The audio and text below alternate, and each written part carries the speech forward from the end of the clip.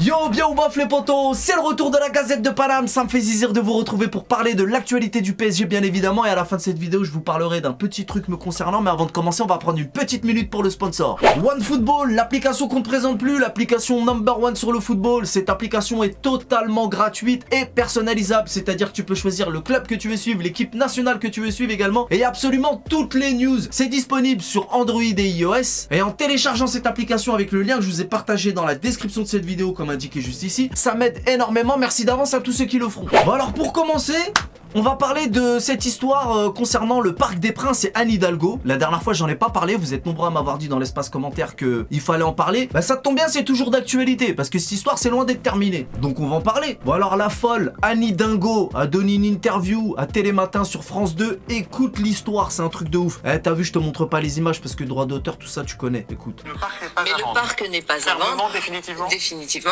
En revanche, bien sûr qu'avec mon club, puisque c'est mon club, le Paris Saint-Germain. Non mais attends, je rêve. Mon club, elle te dit ça naturellement avec aplomb sans trembler du menton, mon club. Mais excuse-nous Annie Dingo, ok tu connais peut-être Ronaldo, mais est-ce que tu connais seulement les joueurs qui sont sur le terrain même? La meuf elle sait même pas c'est quoi une touche, elle nous dit c'est mon club. En plus de ça, tout ce qu'elle touche ça se transforme en caca, qu'elle arrête de dire c'est mon club. Elle a déjà pourri la ville et maintenant elle veut pourrir le PSG. Eh Annie, arrête de semer la zizanie là, c'est pas le moment. On dirait que t'es défoncé. Va manger un rat, ça va te faire du bien. Et Théma, tellement elle est gonflée, à un moment le présentateur elle lui dit mais si le Qatar s'en va, écoute ce qu'elle dit. À nous parler et à travailler. C'est ça où on s'en va, vous prenez le risque? Mais vous savez, je crois qu'il n'y a pas beaucoup de plan B, hein, donc Mais quel culot, quelle audace. C'est incroyable. Elle veut pas voir le Qatar partir mais elle veut pas vendre. Elle veut le beurre et l'argent du beurre. Eh, ils doivent être trop bons les petits fours en loge parce que là elle a craqué mamie. Y a pas de plan B, elle a dit. C'est comme si maintenant un type il arque sa meuf et il va dire aux gens ouais mais elle peut pas se barrer, y a pas de plan B. Non mais elle est trop en confiance madame Travaux. À un moment dans l'interview ils évoquent le Stade de France, elle dit que c'est pas possible non plus. Non mais j'y crois pas comment elle se sent en position de force. Elle sous-estime trop l'amour propre du Qatar. Un matin elle va se lever, elle va trouver un stade à la place de son hôtel de ville, ça va lui faire tout drôle. Mon club qu'a dit. Mais rien n'est à toi mamie, même les Vélib ils t'appartiennent pas, alors arrête un peu. Gère déjà tes rats, tes trottinettes et tes travaux avant de t'occuper d'un domaine que tu maîtrises pas parce que là tu nous fatigues. T'as vu, je vais arrêter de parler d'elle mais sérieusement moi ce qui me fait mal au cœur c'est comment veux-tu rester ambitieux dans un environnement qui ne l'est pas, qui ne le comprend pas et qui ne le partage pas. C'est normal que ça parte en chips à chaque fois. T'as vu, Paris c'est un jeune club, hein, on le sait tous, mais malgré les contraintes, les péripéties et les freins à son évolution, c'est quand même devenu une marque internationale. Donc c'est bien tu vois, mais quand je vois ce genre de choses je me dis qu'on n'est pas sorti de l'auberge et ça me fait franchement mal au cœur. Alors pour conclure avec cette histoire, faut savoir que le Paris Saint-Germain dispose d'études d'architectes qui permettraient de passer de 47 929 places à 60 000 places après les travaux. Alors ça consisterait à gratter les quelques mètres qui se situent derrière les buts, ce qui fait que le public serait plus proche de la pelouse tout en conservant la même enceinte. Et le Paris Saint-Germain est prêt à financer ces travaux à hauteur de 500 millions. Alors c'est bien mais moi j'y crois pas trop. Après j'en sais rien, hein, c'est juste mon avis, hein, mais moi je pense que le Qatar a des ambitions beaucoup plus grandes. Il voudrait un stade plus grand parce que ça c'est une solution alternative vite fait, histoire de gratter quelques mètres pour gratter quelques places. J'y crois pas trop. 500 millions c'est quand même beaucoup pour quelques places tu vois. Mais est-ce que le PSG est vraiment prêt à investir lourdement pour une solution qui en est même pas une au fond, alors qu'il n'est même pas propriétaire? Non, elle est juste en train de les pousser à partir, c'est leur seule solution pour survivre et en plus elle dit mais non ils partiront pas, tu sais ce genre de chantage malsain. C'est pour ça que ça énerve tout le monde. Bref, on verra comment ça va se terminer mais en tout cas c'est mal parti. Ensuite le point mercato, Malcolm Oliveira, joueur du Zénith Saint-Pétersbourg, souhaite rejoindre le Paris Saint-Germain et si le PSG passe à l'action, il semblerait que Malcolm sauterait sur l'occasion. Et tout ça pourrait prendre la forme d'un prêt avec option d'achat. Alors qu'est-ce que j'en pense? Bah j'en pense déjà qu'on devrait plutôt se préoccuper de notre défense, hein, parce que Malcolm là, il me semble qu'il joue ailier au Zénith et nous notre défense elle est loin d'être au point alors que là le mercato il est bientôt terminé. On ferait mieux de sécuriser notre charnière défensive, déjà pour commencer. Après j'ai quand même jeté un œil à ses stats, 15 buts, 7 passes D, c'est un joueur de talent qui pourrait dépanner, certes, mais bon, je me rappelle que Sarabia lui aussi il avait des bonnes stats et pourtant il a pas pu nous aider comme il le fallait. D'autant plus que chez nous c'est toujours la même chose, il y a des joueurs qui débarquent en étant très bons dans leur club et une fois arrivés chez nous ils se transforment en crotte de nez. Donc moi,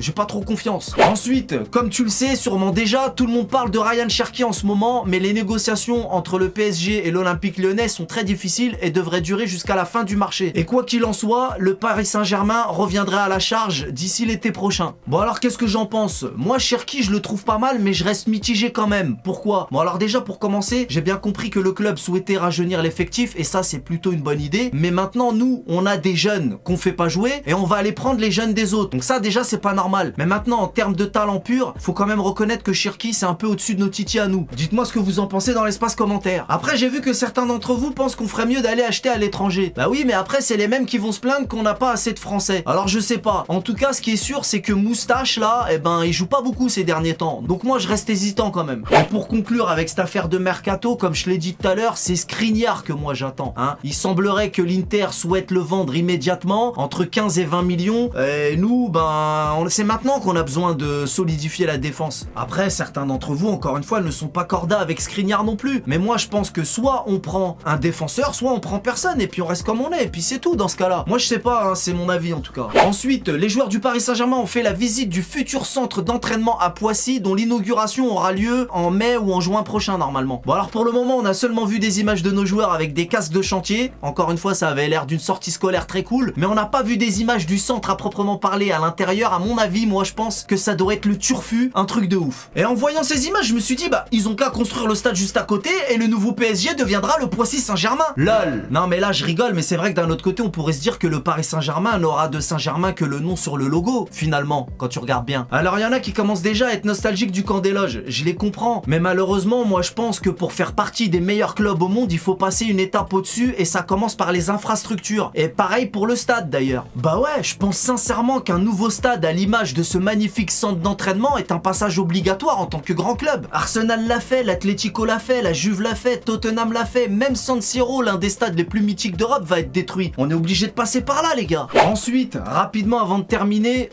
il semblerait que ce soit le retour de la Super League. Il y a des décisions de justice là qui sont en cours pour enlever le monopole de l'UEFA pour faire ce genre de compétition. Et surtout le plus important, c'est que ben fini la formule d'avant, la relou où il y avait que certains clubs. Là on parle de 50 clubs de 12 pays différents. Donc là ça devient déjà un peu plus intéressant. Moi je pense sincèrement que c'est évidemment pas encore fait, mais je pense qu'on va y arriver t'as vu quand j'essaye de dire des mots bien, inéluctablement. Bref, on va y arriver de toute façon à un moment ou à un autre. T'as capté. Et voilà, c'est terminé concernant les news dont je voulais vous parler aujourd'hui. Une petite information dont je voulais vous faire part à propos de mes prochains lives. Alors c'est à propos du match de Coupe de France Marseille-Paris qui aura lieu le 8 février si je me trompe pas. Et moi, je me suis organisé pour un voyage personnel avant le tirage au sort. Alors je savais pas qu'il y avait ce match, sinon j'aurais essayé de trouver une autre solution. Vous n'êtes pas sans savoir que je me suis marié très récemment, c'est donc ça qui me pousse à m'absenter. Maintenant, je vais pas m'étaler sur le sujet puisqu'on est avant tout là pour parler football, hein. Donc voilà, j'ai pas trop envie d'en parler. La seule chose que je peux vous dire, c'est que bon, je me suis marié le 31 décembre, date très spéciale, c'était quand même cool. Après, j'ai eu un petit souci, c'est des choses qui arrivent, inutile de rentrer dans les détails. J'ai eu un problème, parce que moi j'ai toujours des problèmes de toute façon, mais la vie n'est qu'une succession de problèmes. Mais maintenant tout va bien, j'en suis très heureux. Donc voilà, moi je me suis organisé pour pas louper le match de Ligue des Champions, le match retour face à Marseille en Ligue 1, et puis même les autres matchs, hein. De toute façon je m'absente pas longtemps, hein. Mais voilà, il y a un match tous les 3 jours, donc j'étais obligé de sacrifier au moins un match, et c'est ce que j'avais fait. Je m'étais organisé de sorte à sacrifier le match face à Toulouse, je crois. Mais j'avais pas vu venir le tirage au sort de Coupe de France, et c'est tombé sur Marseille, truc de ouf. Ça m'est jamais arrivé de louper un match face à Marseille. Imagine comment je suis dégoûté. En tout cas, voilà, j'ai pas pu faire autrement. Il y a des moments dans la vie, on est obligé. Mais bien évidemment, je m'étais organisé pour pas louper le match de Ligue des Champions, le match retour en Ligue 1 face à Marseille. Mais ça, encore une fois, je l'avais pas vu venir. En tout cas, je m'excuse auprès de tous les habitués qui ont pris l'habitude de regarder les matchs en ma compagnie sur le AZ Canapé Magique, extensible à l'infini, n'est-ce pas? Encore une fois, je m'excuse, moi-même, ça me fait chier. Ça fait plus de 5 ans que je regarde les matchs en votre compagnie. Je m'imagine plus regarder un match solo. Moi, je suis pas là pour vraiment commenter, hein. Je suis juste là pour animer. Comme je le dis souvent, c'est une ambiance, une soirée foot entre potes, tout simplement, dans le même salon, hein. On est là, on parle de tout, de rien, et bien évidemment du match. Bref, les habitués le savent, mais bon, c'est comme ça. Je m'excuse les potos, mais on se retrouve très rapidement. Donc déjà, je pars pas tout de suite, hein. Il nous reste encore le match de Reims et le match de Montpellier qu'on va faire ensemble, et après, je m'en vais. Juste après le match de Montpellier. Voilà. Voilà, c'était la Gazette de Paname, c'est tout pour aujourd'hui. Si cette vidéo t'a plu, n'hésite pas à lâcher un petit pouce bleu. Quant à moi, je vous donne rendez-vous pas plus tard que dimanche soir pour le match Paris-Reims au Parc des Princes. On connaît les bails. Salut!